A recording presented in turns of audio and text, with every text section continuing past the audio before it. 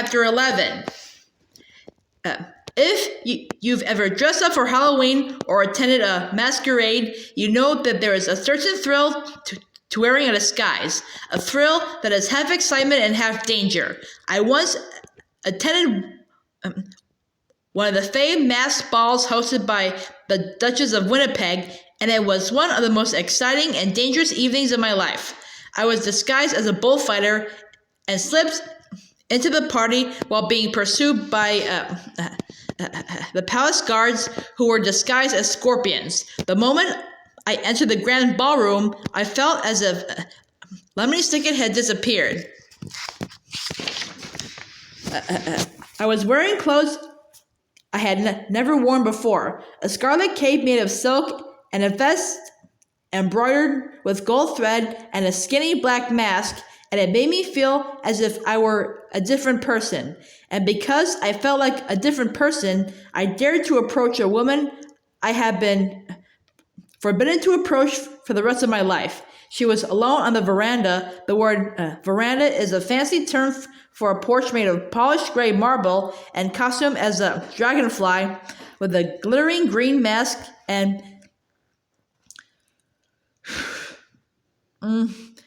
enormous silvery wings. As my pursuer scurried around the party, trying to guess which guest was me,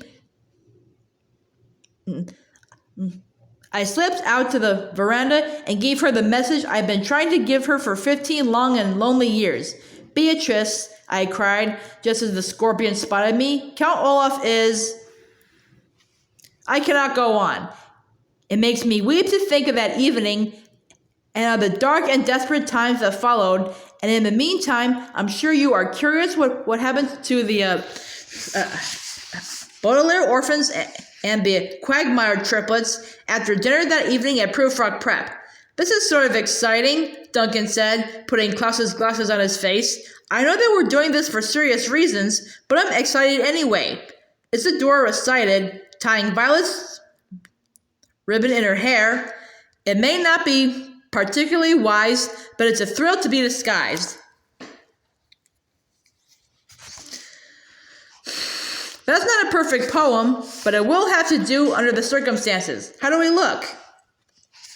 The Baudelaire orphans took a step back and regarded the Quagmires carefully. It was just after dinner, and the children were standing outside the orphan shack, hurriedly putting their risky plan into action.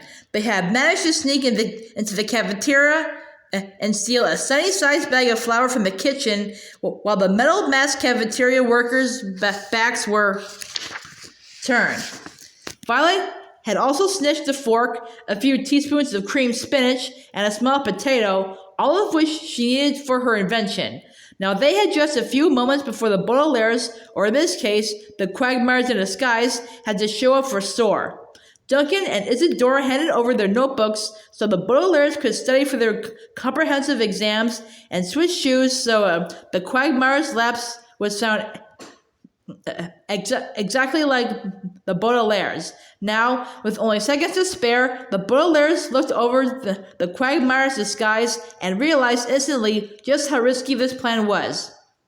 Isadora and Duncan Quagmire simply did not look very much like Violet and Klaus Baudelaire. Duncan's eyes were of a different color from Klaus's, and Isadora had different hair from Violet's, even if it was tied up in a similar way. Being triplets, the Quagmires were the exact same height, but Violet was taller than Klaus because she was older, and there was no time to make small stills for Isadora to mimic this height difference. But it wasn't really these small physical details that made the disguise so unconvincing. It was the simple fact that the Baudelaires and the Quagmires were different people, and a hair ribbon, a pair of glasses, and some shoes couldn't turn them into one another any more than a woman disguised as a dragonfly can actually take wing and escape the disaster awaiting her. I know we don't look much like you," Duncan admitted after the Baudelaires had been quiet for some time. "But remember, it's quite dark on the front lawn. The only light is coming from the luminous circle. We'll make sure to keep our heads down when we're running, so our faces won't give us away. We won't speak a word to Coach Genghis, so our voices won't give us away. And we have your hair ribbon, glasses, and shoes, so our accessories won't give us away either. We don't have to go through with this plan, Violet said quietly. We appreciate your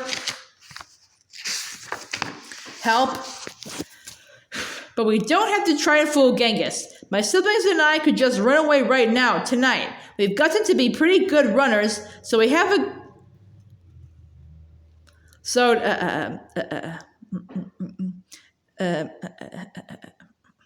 We'd have a good head start on Coach Genghis. We could call Mr. Poe from a payphone somewhere, Klaus said. Subu, Sunny said, which meant, or attend a different school under different names.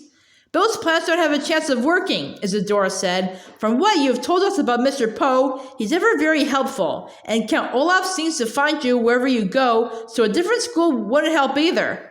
This is our only chance, Duncan agreed. If you pass the exams without arousing Genghis' suspicion, you will be out of danger, and then we can focus our efforts on exposing the coach for who he really is.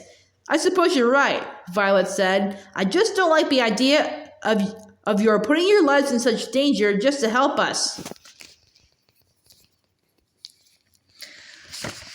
What are friends for?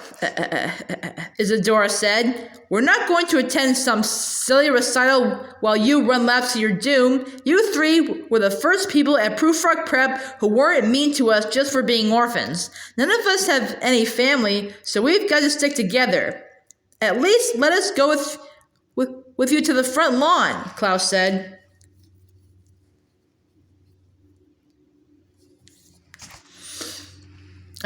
We'll spy on you from the archway and make sure you're fooling Coach Genghis. Duncan shook his head. You don't have time to spy on us, he said. You have to make staples out of those metal rods and study for 2 comprehensive exams. Oh, Isadora said suddenly. How will we drag this bag of flour along the track? We need a string or something. We could just kick it around the circle, Duncan said. No, Klaus said. If Coach Genghis thinks you're kicking your baby sister, he'll know something is up. I know, Violet said. She leaned forward and put her hand on Duncan's chest, running her fingers along his thick wool sweater until she found what she was looking for, a loose thread. Carefully, she pulled, unraveling the sweater slightly until she had a good long piece of yarn. Then she snapped it off and tied one end around the bag of flour. The other end she handed to Duncan. This should do it, she said. Sorry about your sweater. I'm sure you can invent a sewing machine, he said, when we're all out of danger. Well, we better go, Isadora. Coach Genghis will be waiting. Good luck with studying. Good luck with running laps, Klaus said. The Baudelaires took a long look at their friends. They were reminded of the last time they saw their parents, waving goodbye to them as they left for the beach. They had not known, of course, that it would be the last moment they would spend with their mother and father, and again, each of the Baudelaires had gone back to that day in their lives, wishing that they had said something more than a casual goodbye. Violet, Klaus, and Sunny looked at the 2 triplets and hoped that this was not such a time when people they cared for would disappear from their lives forever. But what if it were? If we never see... Violet stopped, swallowed, and began again. If something goes wrong... Duncan took Violet's hands and looked right at her. Violet saw, behind Klaus's glasses, the serious look in Duncan's wide eyes. Nothing will go wrong, he said firmly, though of course he was wrong at that very moment. Nothing will go wrong at all. We'll see you in the morning, Baudelaires. Isadora nodded solemnly and followed her brother and the bag of flour away from the orphan shack. The Baudelaire orphans walked toward the front lawn until the triplets were merely 2 specks, dragging another speck along with them. You know, Klaus said, as they watched them from a distance in the dim light, they looked quite a bit like us. A bat, Sunny agreed. I hope so, Violet murmured. I hope so, but in the meantime, we better stop thinking about them and get started on our half of the plan. Let's put our noisy shoes on and go into the shack. I can't imagine how you're going to make staples, Klaus said, with only a fork, a few teaspoons of creamed spinach, and a small potato. That sounds more like the ingredients for a side dish than for a staple-making device. I hope your inventing skills haven't been dulled by a lack of sleep. I don't think they have, Violet said. It's amazing how much energy you can have once you have a plan. Besides, my plan doesn't only involve the things I snitched. It involves one of the orphan shack crabs and our noisy shoes. Now, when we all have our shoes on, please follow my instructions. The two younger Baudelaires were quite puzzled at this, but they had learned long ago that when it came to inventions, Violet could be trusted absolutely. In the recent past, she had invented a grappling hook, a lockpick, and a signaling device, and now, come hell or high water, an expression which here means using a fork, a few teaspoons of creamed spinach, a small potato, a live crab, and noisy shoes, she was going to invent a staple-making device. The three siblings put on their shoes and, following Violet's instructions, entered the shack. As usual, the tiny crabs were lounging around, taking advantage of their time alone in the shack when they wouldn't be frightened by loud noises. On most occasions, the Baudelaires would stop wildly on the floor when they entered the shack, and the crabs would scurry underneath the bales of hay and into other hiding places in the room. This time, however, Violet instructed her siblings to step on the floor in carefully arranged patterns so as to herd one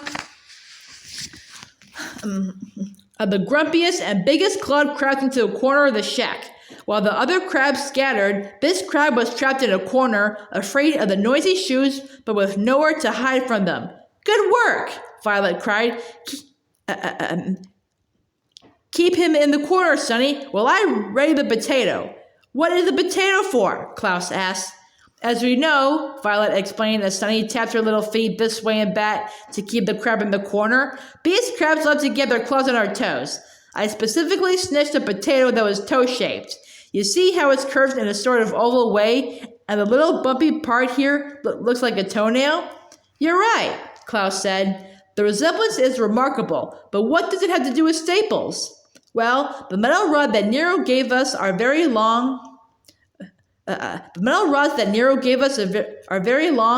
need to be cut cleanly into small, stable-sized pieces.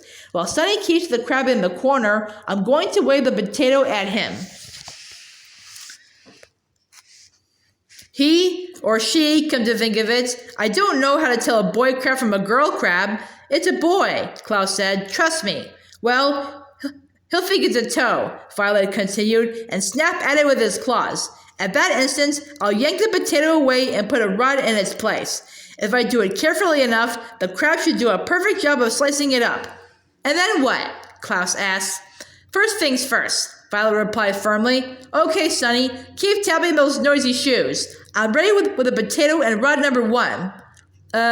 What can I do? Klaus asked.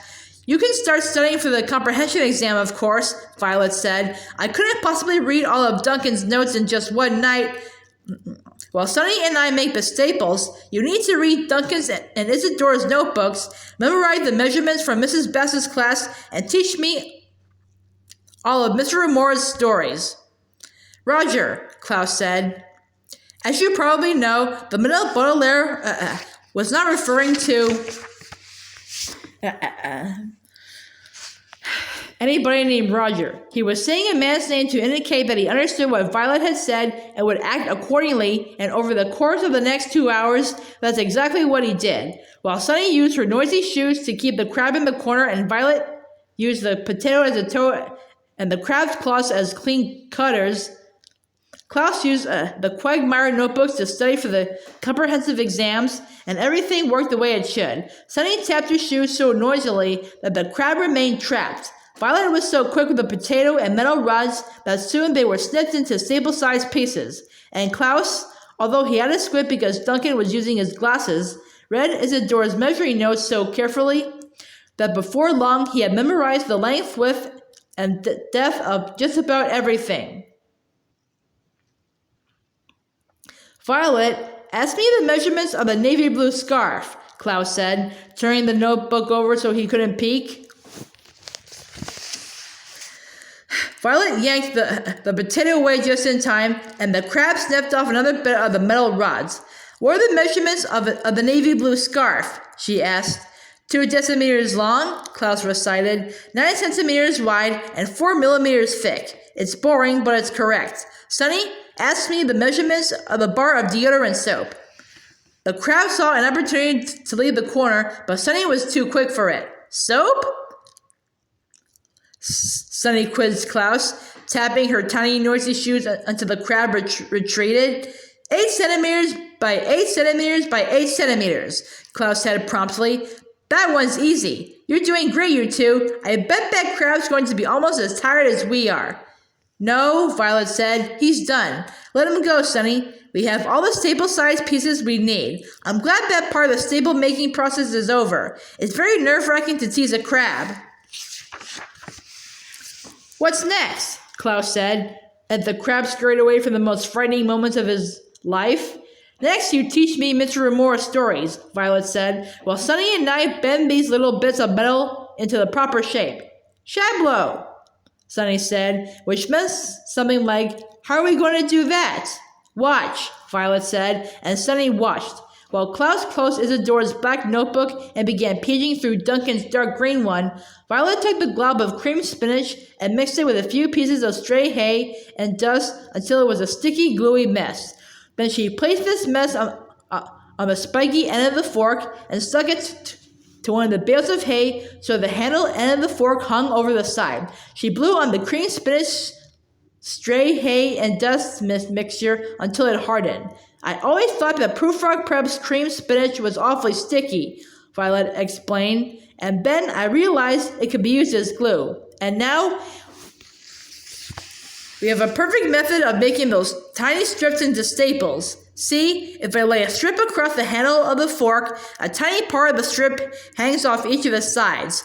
Those are the parts that will go inside the paper when it's a staple. If I take off my noisy shoes, and here Violet paused to take off her noisy shoes, and use the metal ends to tap on the strips, they'll bend around the handle of the fork and turn into staples. See? Gaiba! Sunny shrieked. She meant, you're a genius, but what can I do to help? You can keep your noisy shoes on your feet, Violet replied, and keep the crabs away from us. And Klaus, you start summarizing stories. Roger, Sunny said. Roger, Klaus said, and once again, neither of them were referring to Roger. They meant, once again, that they understood what Violet had said and would act accordingly, and all 3 Baudelaires acted accordingly for the rest of the night. Violet tapped away at the metal strips, and Klaus read out loud from Duncan's notebook, and Sunny stomped her noisy shoes. Soon, the Baudelaires had a pile of homemade staples on the floor, the details of Mr. Remora's stories in their brains, and not a single crab bothering them in the shack, and even with the threat of Coach Genghis hovering over them, the evening actually began to feel rather cozy. It reminded the Baudelaires of evenings they had spent when their parents were alive in one of the living rooms in the Baudelaire mansion. Violet would often be tinkering away at some invention, while Klaus would often be reading and sharing the information he was learning, and Sunny would often be making loud noises. Of course, Violet was never tinkering frantically at an invention that would save their lives, Klaus was never reading something so boring, and Sunny was never making loud noises to scare crabs, but nevertheless, as the night wore on, the Baudelaires felt almost at home in the orphan shack. And when the sky began to lighten with the first rays of dawn, the Baudelaires began to feel a certain thrill that was quite different from the thrill of being in disguise. It was a thrill that I have never felt in my life, and it was a thrill that the Baudelaires did not feel very often. But as the morning sun began to shine, the Baudelaire orphans felt the thrill of thinking your plan might work after all, and that perhaps they would eventually be as safe and happy as the evenings they remembered.